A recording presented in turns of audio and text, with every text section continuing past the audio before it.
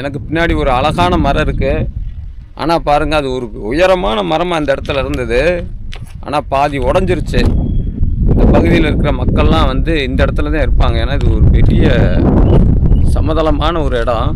பெரிய எம்டியாக அந்த இடம் இருக்குது. எப்பயுமே தரிசு நிலமாகவே கிடக்கு. சுற்றி இருக்கக்கூடிய கிராமத்தில் இருக்க மக்கள்லாம் இங்கே தான் வருவாங்க. மாடுகள்லாம் மேய்ப்பாங்க. கட்டியில் வந்து நிழலாக இருக்கிறதுனால ஓய்வு எடுப்பாங்க.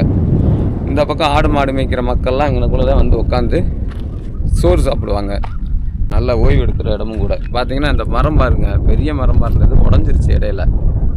ஆனால் இங்கிட்ட இருக்கக்கூடிய மக்கள்லாம் ரொம்ப வேதனைப்பட்டாங்க, கஷ்டப்பட்டாங்க. ஏன்னா எல்லாருக்கும் நிழல் தரக்கூடிய மரமாகவும், அதே சமயத்தில் இந்த பகுதியில் இருக்கக்கூடிய ஆடு மாடுகள்லாம் இங்கே வந்து இந்த இடத்துல நிழலுக்கு வந்து இங்கே வந்து படுத்துக்கும், மற்ற வெட்ட வெளியில் மேய்ஞ்சிட்டு வந்துட்டு. ஆனால் இது வந்து இப்போ வந்து மரம் வந்து உடஞ்சி போய்